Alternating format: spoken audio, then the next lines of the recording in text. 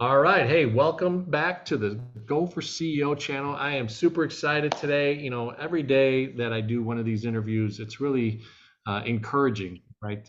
In America and around the world, entrepreneurship is well and it's breathing and it's doing incredible things for humanity. Different strategies, different thoughts, different ways that people think. And I've been super excited for the last few years to be able to bring you CFOs, CEOs, presidents, entrepreneurs, founders of companies, entrepreneurs, which are inside of companies. And you can see my guest. He's got a cool background. He's actually in sunny Florida. Fort Lauderdale has a really cool pad that he can work. And you're going to learn a ton today about being virtual, right? Over the last few years after the pandemic, a lot of things have happened. A lot of people want to work virtually, but not many people are mastering it at the way that Jody has. So Jody Grunden from Summit Virtual CFO by Anders. Welcome to the Go for CEO channel. Yeah, thanks, John. Thanks for having me on. Awesome, brother. Well, hey, man, we were doing a little bit of talking offline, Mhm, but would love to get kind of the initial story that you were sharing with me. mhm. And obviously, we'll go through many different facets because as a CFO, you really understand, the intricacies of a business, but, scaling, selling, Mhm. growing the organization, the operations, all that type of thing we'll get into today. And we'll have a good time. So take it away. Yeah, sounds great. So, as I was mentioned before, I started off as a typical accountant. I worked for a public accounting firm. Hated it. The hours were horrible. It was one of those things that just kind of throwing up. Every December, thinking, "Oh my gosh, I got to go to this really big tax season, which takes a ton of time. You're working 80 hours a week." And I had small kids, so it was one of those things. It was like I just couldn't see myself doing this long term. So I thought, hey, let's do the corporate world. And I jumped into a $125 million manufacturing company. I was basically their treasurer, and I did all their tax stuff for them as well. And that was great for about a year. And then it became Groundhog Day. And so I was like, oh shoot, now what do I do? I'm super bored. I took a 50-hour job, and I systemized everything and brought it down to 20. And I was to a point where like, wow, this is not me long term. And so then it was like, now what do I do? I've got this accounting degree. I hate public accounting. I hate the corporate world. What do I do? And kind of followed the steps of my father, who was an entrepreneur. And I thought, hey, let's give this entrepreneur thing a chance. And so I started Summit CPA Group back in 2002. And, with that, I hired my first person right away. And that he's now, it has been my business partner, from the beginning. So I hired him right out of college, and was one of my luckiest hires ever. And we set out to change the way that people think about accounting. I wanted to do it completely different. I didn't want it to be the old public accounting thing. I didn't want it to be a corporate thing. I want to kind of combine them. And so we sought out to do that. Right away, we jumped into getting rid of the shirt and tie. Back then that was kind of the staple. You had to have a shirt and tie when meeting with them. We just dressed normal, and clients loved it. It was like, wow, this is, it was more of a, we were more at their level and not talking above them type of thing. I had to change the way that because I bootstrapped it 100%. I took my 401k, cashed it in. I maxed out my credit cards. I'd never recommend that to anybody right now, ever. But I did. It was just one of those things. I just believed in it so much. I thought this was going to be successful. Ironically, my wife got the bug at the exact same time, and she quit. She worked as a partner in a law firm, and she quit that and held up a shingle as well. So we both started our practices with at the exact same month in the exact same year, and with a couple kids. And so our life jackets were kind of thrown away, and we were destined to, hey, we're going to be successful with it. And so we went and we did a lot of different things that were kind of abnormal, like created this virtual CFO service concept, which now you see it all across in many firms, all across the US. And led with strategy. That was the big thing, not just the accounting stuff, but strategy was the big part of it, meeting weekly and monthly with clients, helping them model their future, that type of thing. And then um, we realized pretty quickly we couldn't afford to be the bank anymore. And so we we created this subscription-based billing model in which we bundled different services, so that and basically productized a service line, bundled it up, and then gave the options to where, we can be the Netflix, you can do everything you want. Everything is kind of inclusive to a scoped out service. So there's many different levels that we picked, but the cool part about it was that we were able to basically zap their accounts every Monday. So we created the dollar amount, we zapped their accounts, and I eliminated my entire AR, which as a small business owner, that could be the crux of a business. And we had to get rid of that because it was being the crux for our business. It became emotional when we were meeting with clients. Hey, hey, I know you're bad off. I can see that your 8 weeks is not looking at great. Your always not looking great. Oh, by the way, pay me first. That was one of those discussions we try to eliminate. And we did that with the subscription-based billing. And like I said, everything was going really well. And then in 2013, we got rid of the building and became fully remote. And we were able then to basically take our service nationally, with people all across the United States and nationally, and doubled our size every 3 years. Once we did that, and grew it to about $10 million with about 50 employees throughout the U.S., Hawaii, you name it, 25 states. And we had another 15 folks that were contractors offshore, whether they're in Mexico or Canada or India, Philippines. We basically broadened our entire net and looked for the best people we could find for what we were looking for, which was something that when Anders, CPA firm out of St. Louis, they're one of the top 100 CPA firms, said, reached out to us and said, hey, we'd love for you to be part of the team. And at that time, we were solicited by everybody. All the big firms wanted us to join them. But with that, was one of those things I had. I kind of held all the cards with the way that we were growth, high profitability, high growth rate, and such a unique model. And and when I talked to the different firms, each one of them, for whatever reason, I said no. It's like, no, I don't want to be gobbled up. I want to be independent. I want my marketing engine to continue on it. All these different things. I want my directors to all sign off on it. And hey, this is a good deal. And there was a lot of things that we were doing differently. The way we paid people was even different. And so all that had to stay in place. And Anders was like, yeah, let's do it. We believe in you. Let's do it. And we signed the deal a couple of years ago. And so the nice thing about it was a win-win for everybody, win-win for them, win-win for us, which was great. And the idea is that, hey, we're going to take this $10 million practice now and grow it to 50 million. We had aspirations and dreams of doing it in 3 to 5 years. It might take us 5 to 10 years, who knows, but we'll eventually get there. And that's been kind of the goal. As from the very beginning, hey, let's get it to 20, then let's get it to 50, and then let's see what we can do from there. And that's kind of the gist of it here. So right now I'm managing a 75 person service line. The team members are spread throughout the world for the most part, and our client base is everywhere. I love it. It's lots of points. I wrote down strategy, burning the bridges, subscription model, which had not been done, right? JV, right? Merger, strategic partner type stuff. So let's go back to, I think a lot of people on our Go for CEO channel, enjoy that beginning part because I think most people just don't understand, from an entrepreneurial side of things. I think social media, many of us sometimes make it a little bit too glorified, right? It's not as easy as it looks like sometimes.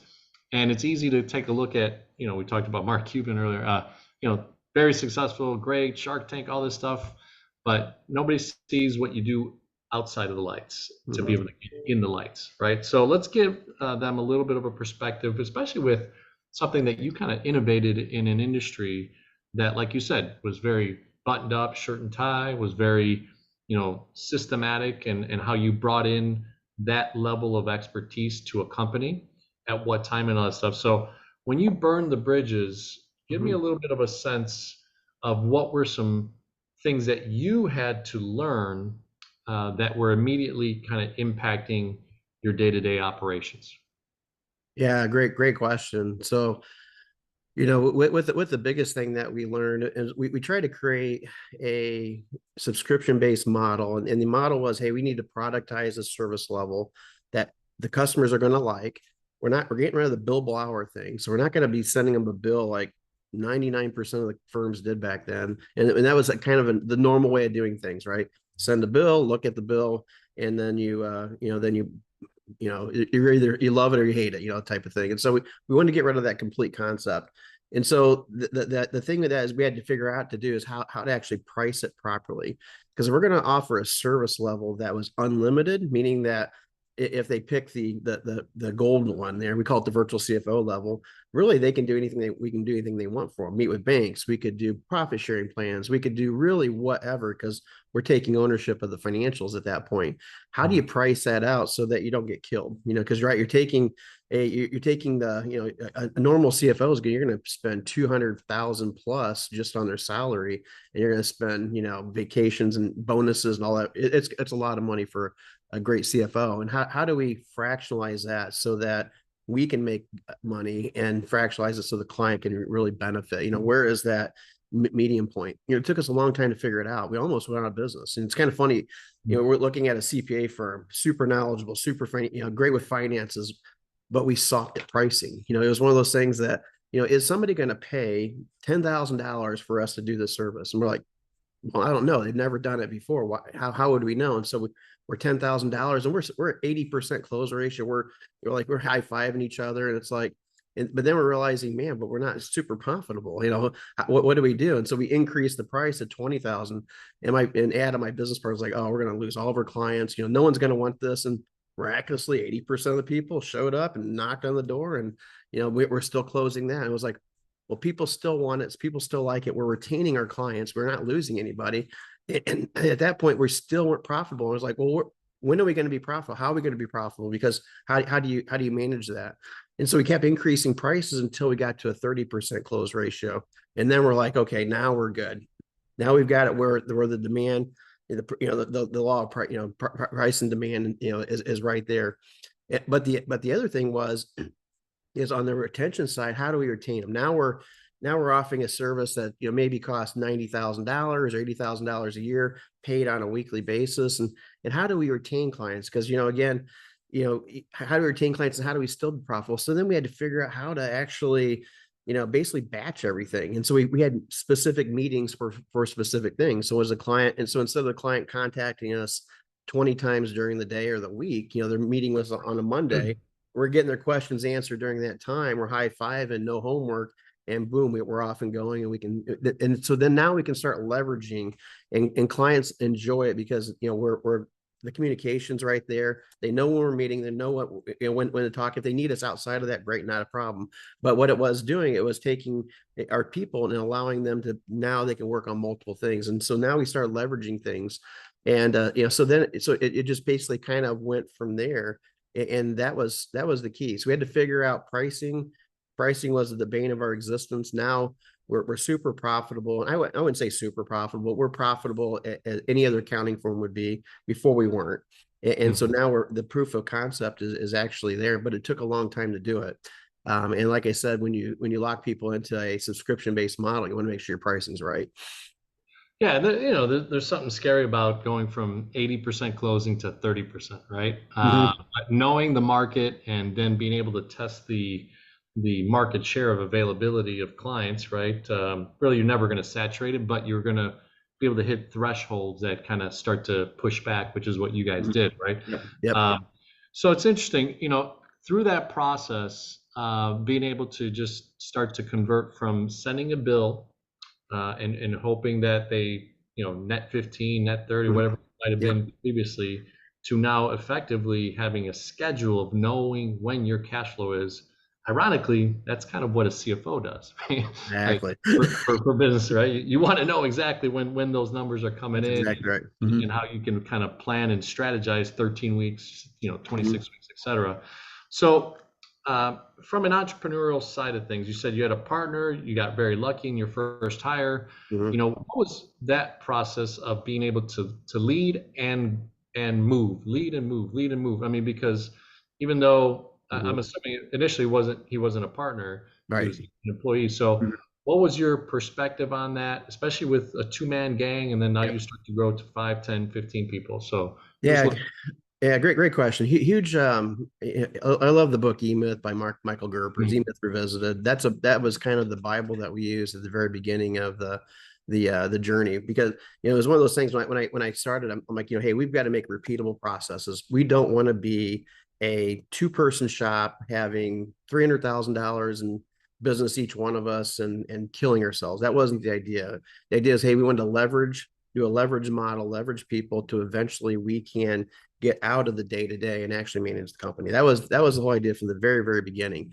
And so I gave Adam, my partner of the book, and said, "Hey, read this. This is how we're going to base everything on." And so he's reading it, and he comes back to me the next day, and he goes, "Hey, great book." He goes, "But I'm not in on this." And I go, "What do you mean?" He goes, "Well, this book is telling me that I'm going to be working everything, and you're going to be golfing all day." And I'm like, no, no, no, That no. wasn't the message. That wasn't, yeah, that wasn't it. That's Yeah. not it. Not exactly. And I went through and explained to him how we have to develop processes and make ourselves worthless, throughout that whole process so we can hire people underneath us to be able to delegate, downward and so forth and start leveraging. And, that leverage model was the key as we grew. And so that's what we did. So everything that I did, I had to make sure that, hey, I documented, I processed it. Can it be repeatable? And the one that was the hardest that I think is because as being a CFO for clients, and I haven't been a CFO in probably 6-7 years for clients, but way back then when I was a CFO, it was super natural for me to go into a meeting unprepared, ask tons of questions, and that client feel extremely like, wow, that was a home run meeting. I loved it. Supernatural for me to do that. And it was supernatural for Adam to do that, which was kind of nice. So we both had that supernatural thing. But once we actually started hiring CFOs, we just assumed that everybody had that. Well, just go ask questions. You'll be able to figure things out. And we hired our first one, which was Jay Grimm. He's now our director of basic automation. And he was he's CPA by trade. He worked as a assistant controller at a beer distributor. Super great personality, super smart. And we thought, oh, this is gonna be great. He's gonna be a slam dunk. He gets in there, he's drowning. He can't figure out how to. He's like, what do I do? How do I talk to people? How do I bring that out? I know all this information, but what do I do? And so at that point, we're like, oh my gosh, not everybody's like us. So we have to Mm. figure out, hey, how can we create processes so that a Jake can actually work with a client in the exact same manner that Jody and Adam were doing it. And so it was again that systemization that we started from the beginning. Created different meeting cadences. Hey, this meeting is going to be a financial statement meeting. This is going to be a forecasting meeting. We're going to talk about pipeline in this meeting. We're going to talk about revenue rec in this meeting. We're going to have this ad hoc meeting here that if the client has any projects or something, we're going to really dive in deep on that and talk about that. And so those were some of the different things we had to do that throughout that whole process and really make it bigger than what we were. And like I said, I called it Summit CPA Group for a reason. It wasn't Jody and Adams, Grunden and Hale. It was Summit CPA Group because we wanted to build something bigger than the two of us. And that was the vision from the very beginning. And that's what really allowed us to scale throughout that whole process because we were developing processes underneath to make ourselves, and I call it worthless. Obviously, we're not worthless, but making ourselves worthless so that if something were to happen, someone else could step in our shoes and do real well with it. Yeah, I mean, there's a nugget of gold there. Go for CEO channel, and if you're watching this, that last, minute or two of feedback from Jody is important. When you think about an entrepreneur, a solopreneur coming into their self, Jody and his partner, they burn the bridges. His wife burns the bridges. Mm-hmm. No salaries coming in. You got to start figuring out how that revenue's coming in, all that stuff. But you started to put processes in, and I wrote down wing it. I kind of chuckled inside my day-to-day commercial banking. Sometimes, you're busy, you're going from one meeting to another. Maybe you didn't prepare, you didn't pre-call, you didn't do it right. But yeah, to be able to be transferring your knowledge and your way of doing something, you have to have a system, right? Mm-hmm. And I think that's the problem with most small business owners and why they don't get to seven figures. A lot of times, what I see, especially in businesses, and this, right? It was different to go from 0 to 500,000, from 500,000 to 1,000,000, Oh yeah. from 1,000,000 to 5,000,000. It's just different, right? And different things that you have to do. So I love it from the wing it to the system, right? System, save yourself energy, time, and money. So There you go. uh, it's an interesting thing. So awesome, awesome stuff. So help us understand. Obviously, I'm assuming you had some contacts in the industry. You hired this young guy to be, Mhm. a partner right out of college. Um, what were some marketing angles that you took, ways that you leaned on either COIs, centers of influence, or former clients when you were at the corporate side? Well, how did you start to build that momentum? Because I don't know if we didn't go through it, but was it that you first landed one client and then you felt comfortable to launch, or how did that work? Yeah, great question. Because I get this question all the time. I teach a lot of CPAs how to go from a traditional tax practice to a CFO practice, and it's a very similar type of thing. When I did it back then, the corporation I worked for, they're a $125 million company, and with that, in order to leave, they said, you know what, Jody, you've got to actually bring us on as your first client. I'm like, well, that's kind of cool. And at that time, their tax return by itself was $30,000. I thought, well, that's kind of nice. And so they said, hey, we'll allow you to do our tax return. I started right at the time when that tax return, was due. So that was actually my seed money in addition to my 401k, in addition to my savings account, in addition to my credit cards that I in bad faith, ran up to actually support my salary because Yeah. I didn't get a salary for 2 years. I took no money out of the company for 2 years, and that was pretty tough, right? And so, but with that, we went through it, and we had to do really whatever we had in order to get that, to get the funds in order to be successful. Well, in the marketing side, right? So Yeah, that's and add a so little bit of flavor to the marketing and what you yeah, started to do to business develop, those types of areas. yeah, and so basically, the other thing that I was going to say is that prior to a prior life, while I was actually going through school, I actually sold knives. So I sold knives for 3 years, so Cutco cutlery. I went door Oh, to door, yeah. did all that, loved it. It was a lot of fun. Was very successful with it, but realized, hey, this wasn't long term for me. I wanted to go, I wanted to be an accountant. I wanted to do something different, and so that really kind of helped me get through college in a way. But when I got into the world, Ray Magnoire, basically the corporation I was working for, that was my seed money in order to get started. And then the knowledge that I brought with that, I realized, real quick that, hey, this is a way to get me going. So I did everything I could from, we did cold calling, we did postcards, we had people, we had relationships with banks, you name it. We did everything, try to drum up business, and business actually did come through. We didn't have a big base, and I really didn't have a ton of contacts in industry. Hmm. I was kind of a lone wolf when it came to all that. I was kind of the anti accountant for the most part. And with that, we were able to grow it up. But I realized really quick that, hey, this isn't going to work. And we put money into what they call the yellow pages back then. We put money into that, and that's how we drum up business locally. But we could never compete with the big boys with that one. So how can we actually do something? And so we thought, hey, let's kind of change it around. So instead of us going out after clients, let's see if we can attract them into us. And so I thought, hey, the best way of doing this was this new thing called the internet. And at that time, internet wasn't being used really as a marketing tool for the most part.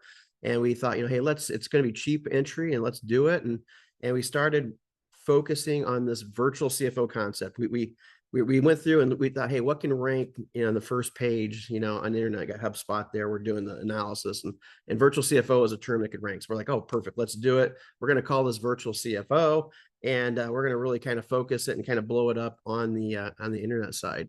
And so that's how we initially started. And from there, we blogged every single day for about 10 years. Hmm. We wrote articles every single day. I couldn't write the article. First of all, it was me writing the articles. Then I had to actually hire contractors to come in, help write articles. And so we hit the internet so big, at that very beginning, that if you Google virtual CFO anywhere in the United States, we're going to come up on the first page. And we've been that way for years, because we were the OG when it came to that marketing through virtual CFO services, the different models there. So that's how we started attracting people to come in. And so with the articles, with the thought leadership, really important. But the funny part about that was we were marketing a vertical, and that vertical is a service line. It was virtual CFO. not many people heard about it then because it wasn't really a thing. And Mhm. so it was kind of hard for people to really build that concept up. And then what we did is in about 2011-ish, we narrowed our niche and said, you know what, we're not going to be generalists anymore. We're going to be specific. And we started marketing towards a specific niche. And that point in time, it was creative agencies. We thought, hey, marketing agencies, ad agencies, this would be kind of a great niche. It was one of our first CFO clients. Loved it. I could communicate really well. Their structure is very similar than an accounting firm structure when it came to metrics to look for. Any kind of service base is relatively similar. It was just the key. You had to figure out how to get the vernacular that was involved with it. And so once we started niching into that specific vertical, boy, it just started really skyrocketing up, and the marketing really took in. And so then, how did we do that? We did it through what we call thought leadership. And so all the writing and the articles and everything wasn't about Summit CPA Group. It wasn't like, hey, we do all this, come and join us.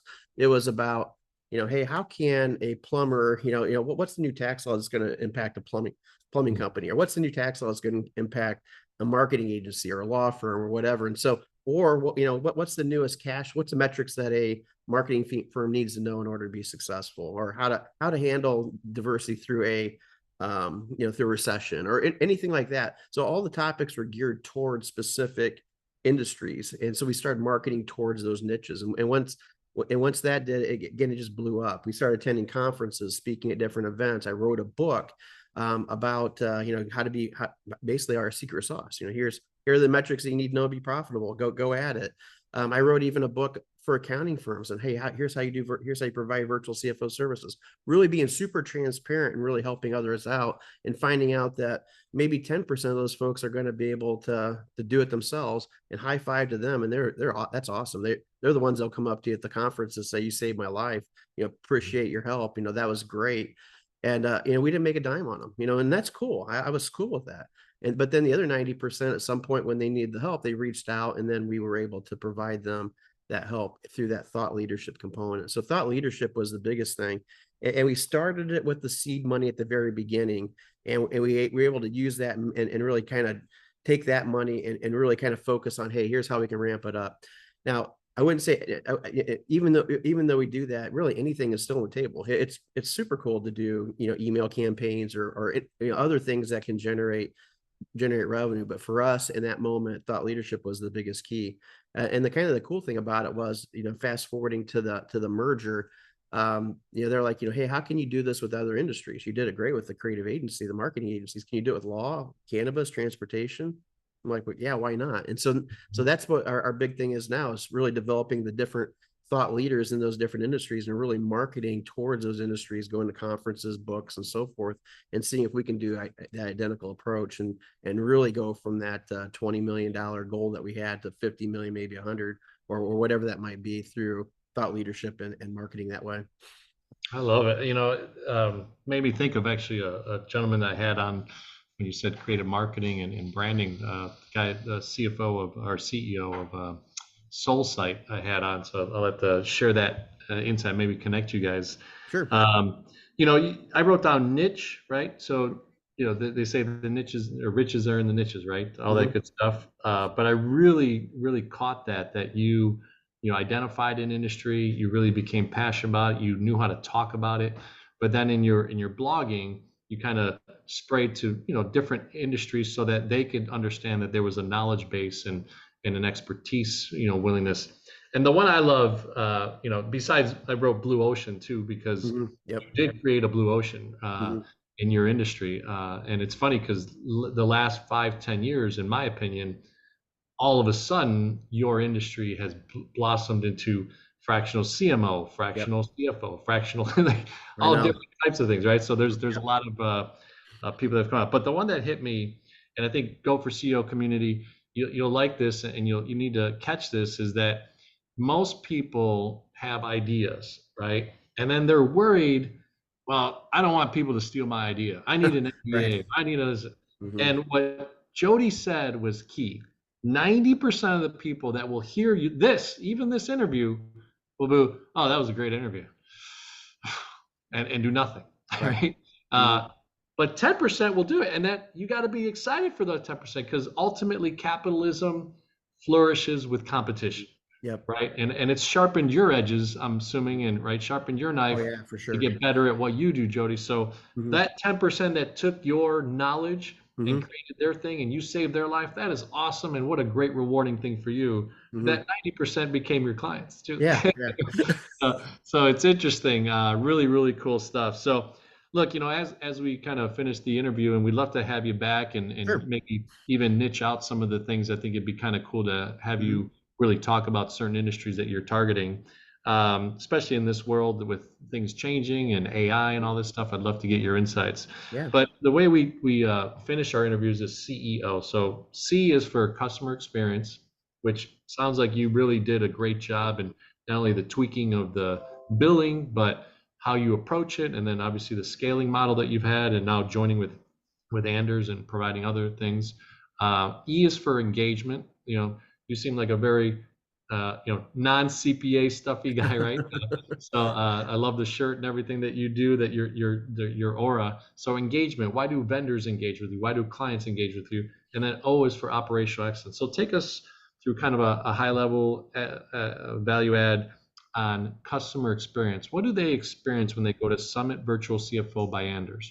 Yeah, great question. So, what are the experiences? So the idea is that we have to make sure that the experience that we tell them in our sales approach is the experience they actually receive in Mhm. the in the engagement or exceed it in the engagement. And so, that's a big part because we're as a entrepreneur, you're super passionate and you want to make sure that you bring everybody in how great your system is, but really behind the scenes everybody's system is a little bit on I would say little mice swimming all over the place, and how many mice you have really depends on how much you've been able to fine tune it throughout the process, right? Because everybody's system is there's something there that helps out. And so with as we bring clients in, we want to make sure that that they get the same service level from every CFO, that there shouldn't be a difference there. It should be the Summit way of doing things.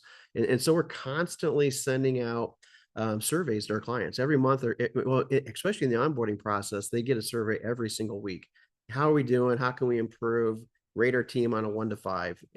And the key is there we respond to those surveys right away. And so our director of accounting will take those surveys to heart. Anything below 5, they're gonna look for corrective action.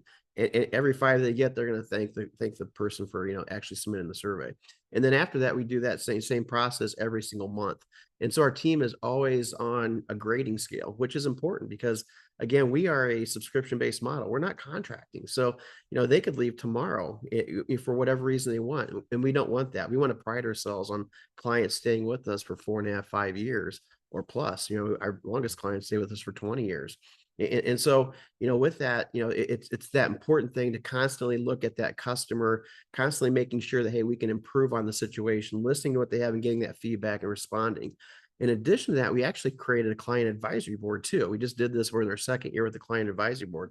It was a great idea. We took 6 clients from, a long tenured client to a brand new client, all different CFOs, different, in different industries and so forth. And we put them together and we meet with them twice a year, and they tell us how great we are and they beat us up, which is awesome because now we're hearing it right from the person that we're actually servicing. And they get just as much. The cool part about it is they get just as much out of the conversations as we do, Mhm. which is nice. And so, they're saying, hey, the communication needs to be better, or I love the way that you guys do this, or I'd love to see a newsletter, or I'd love to do this. And the things that we're doing great, and we're high fiving, we find out, oh man, we got those mice that I was telling you about. We got the mice down there. We didn't realize it, and so we're trying to fix those issues, even though we thought we were doing great at it. And they're pointing out, hey, you could do better. Or the things that we thought, oh, we're just miserable in this area. They're like, high five. That was the best onboarding that we've ever had on any vendor that we've ever been with. We're like, oh, that's cool. We thought it was bad. So that perspective was really enlightening. That customer experience is huge. And so I would highly recommend pulling your customers on a regular basis, especially if they're like a long-term customer, or if they're a short-term customer at the end of the engagement, maybe during the engagement, to see how you're doing, how you can improve, which was huge to us. And then having an advisory board, like I said, that was probably the best idea. They think one of the best ideas we've had in a long time, because it's really brought out a lot of things that we were kind of blind to. That was in our blind spot. It's interesting. I've talked to a lot of businesses, in my day-to-day world, and I'd probably say 98 to 99% of businesses under 10 million for sure don't have an advisory board. Right. Uh, Under 50 million, probably around 10 and up to 10 to 25, they start to think about it and have implemented some. Mm-hmm. But it's interesting, under 10 million, I literally don't ever find any company. So it's what a strategy, implementation, and great wisdom in that. And Mm-hmm. then polling your clients, really, really cool. We don't think about that enough. We talk about referrals, right? Getting Mm-hmm. referrals from your clients and hoping you're doing a great job, and high five, maybe a handshake or a dinner or something like that. But polling your clients and really kind of getting the pulse is a genius idea. So Go for CEO community, I hope you picked up on that. So you kind of answered two questions in one. You really brought out a lot of engagement. I felt a lot of Mm-hmm. engagement out of that as well. Anything that you'd want to add for engagement, why they engage with you? Any the kind of high level secrets on that? Yeah, I think the high level secret is, and with any kind of profession, the consistency is the key to it. And so, like, anybody can be, or anybody can do accounting or CFO work. Even the owner can do it. And owners have done it throughout probably the first 5 to 10 years of being in business, depending upon how big they are. But the key is they weren't doing it consistently. They're doing it as needed, because everything else had precedent, right? So it's, I got to get these customers in, has precedent over being, the finance side of it. And so the idea is that consistency is the key, whether it's a virtual CFO or a CFO on staff.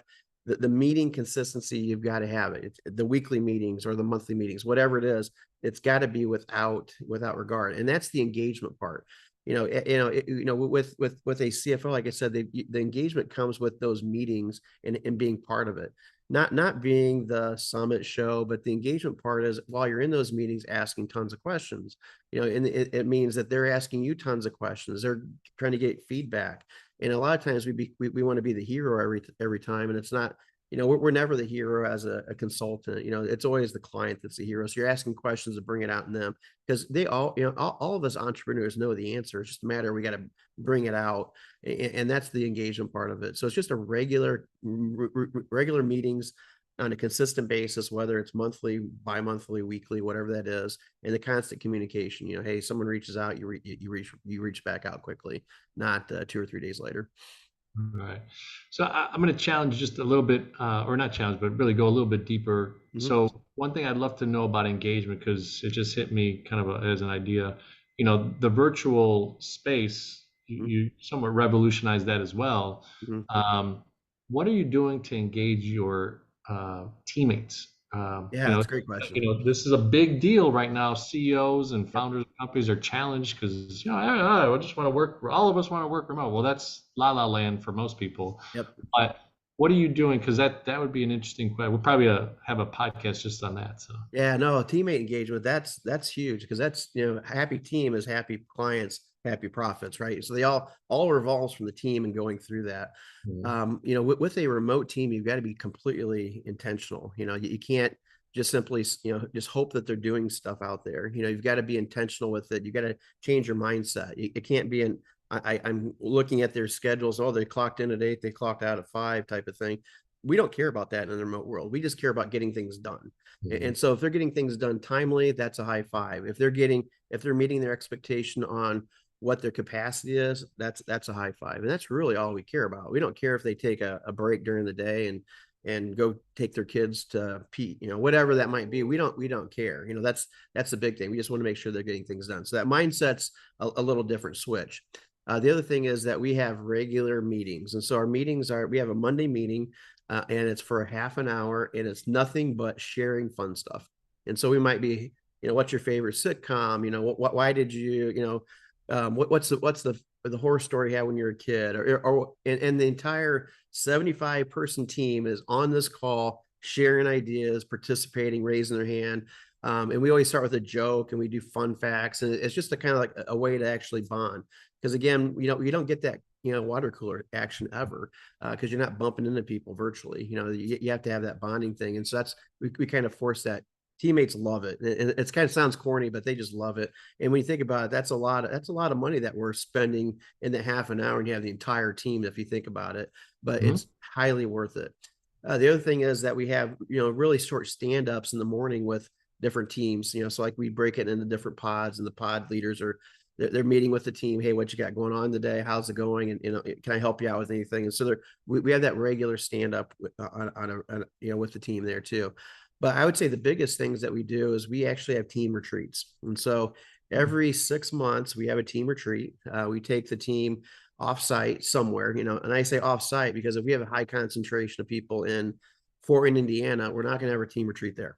It's going to be somewhere where they actually have to go somewhere to, so that they're not going back home with their family and stuff like that. And so we do it in Vegas, every 6 months, St. Louis 6 months, and it kind of rotates a little bit. We were in Nashville, we've done it in Phoenix, we've done it really all over the place, California, you name it. But with that, the idea with the team retreat isn't to get, and it's basically a three-day retreat. So they get there on Wednesday, they leave on Friday. Spouses are not invited until Friday. They're allowed to come fly in Friday if they want, to have it at the final dinner, that we have, and then they can make a weekend out of it if they want. But we want the team together so they are forced to bond with each other and really hang out with each other, and that's the biggest part about it. So our team retreats are not about workshopping on the latest laws or anything like that. We don't care about that stuff. It's mostly soft skill building. Hey, here's how you deal with difficult clients. Here's how you deal with adversity. Here's how you time manage. It will bring different people in that are specific to those topics and talk about it. And we start at 10 a.m. in the morning and we go till 5, and we have breaks in between. And then after that, we break up into small dinners. So again, they get a chance to meet people they don't normally hang out with. Because like I say, in a virtual world, your company is only as big as the people that you know. And so if you're only meeting with 3 or 4 people, you could be 1,000-person shop, but really you're a 3 or 4 person company, to that person, because they don't know anybody else, and they don't have that opportunity to meet anybody else. But when we mix and mingle people up in their retreats, they're meeting 8 people they don't normally hang out with. And guess what? They'll make friendships in different areas and have reasons now to contact those people. All that is really kind of sparked from that, the fact that we do that. And then afterwards we do something fun. It could be going to a comedy show or a magician show or something really kind of fun and entertaining. And then we hang out at the end, maybe have an open bar for everybody. They can hang out with each other at the end. So again, they really develop those bonds. And then again, we rinse and repeat the next day. And so the idea there is not to, again, create a vacation for people. That's not the purpose. The purpose is that we need to actually get these people to bond together and have a best friend at work. And that's really how you do it. It's hard to do it virtually. Very easy to do when you're hanging out, talking about whatever, watching the game or whatever that might be. And that's what the big part about it is creating that virtual space, being super intentional, having retreats like that. We have leadership retreats every quarter. We meet in different areas. We give them opportunities for developing continue education. So if they need to learn more about ESOPs or whatever, they can do that without any kind of issue. And maybe 5 of them will meet up there, hang out for the 3 days of the seminar, and then they'll go back home. And so different things like that we make available so that we can really create a cohesive team. The cool thing about it was, when you think about it, since we merged 2 years ago, usually in a merger you lose about 10% of your people, because it's just not the right fit, whatever. I'm trying to think how many people we actually lost out of the 50 some people that we had and the 15 contractors. I'll bet we lost maybe 2 or 3 people since that Wow. merger, and it's all because of that cohesiveness of the team that they have, the trust that they develop, because they're meeting everybody, they're hanging out with people, they're hanging out with me, they're hanging out with Adam, we're not a stuffy organization. So again, it creates that bonding and that trust, and I think that's why the retention's been so high. I love it. I love it, man. I mean, tons of nuggets. I'm going to be excited not only for this 45-minute interview to go out there into the world, but the snippets that are going to come out of this is going to be pretty awesome and bold. I think there's a lot of value that people are going to have evergreen listening to your story and what you've done. So 60 seconds or so, Yeah. operational excellence. What are some things that are tools that you, from the beginning to now, maybe have changed, softwares, those types of things? What are you doing in your space that has made a difference? Yeah, so the big difference there is that I've hired somebody that actually is really good at basically documenting, really good at creating processes and that's my director of accounting. And Jamie's been instrumental in this whole process. And so I would love to say I did it. Maybe I had the idea, but I definitely didn't implement it. That's just not me when it comes to my working genius, I guess we want to call it. So with that, we've moved to a lot of different processes, but ClickUp has been a really good tool that we've used, and it's been really instrumental where we can actually document everything. We can have everything processed out. We can have videos incorporated in it, and it makes it really easy when we bring in somebody new to train them up pretty quickly. We can train them up in a process. We can train them how to work with the client, whatever that might be, which is really an important thing, especially in a virtual environment, onboarding new people or even simply moving people over. We had somebody that just went on maternity leave for, I don't know how many weeks, but we had to have somebody to fill that slot. And in a normal company, that's like an SOS, like, oh no, what do we do? But it made it really easy. She had everything documented really well. She knew how to do everything. Everything was processed out. And she met with clients beforehand, which was nice. And then, with that, the handoff was great. The handoff back here is going to be even great too, or the client won't miss a beat. And that's really key with the processes. So the operating excellence is just simply, getting people that are really good at it to do those type of jobs, to do something. And again, I credit Jamie for being that person that we were lucky enough to hire in order to really kind of streamline processes out, making sure that they work and they're carried through. Awesome, awesome stuff. Well, hey, Jody, thanks so much for making the time.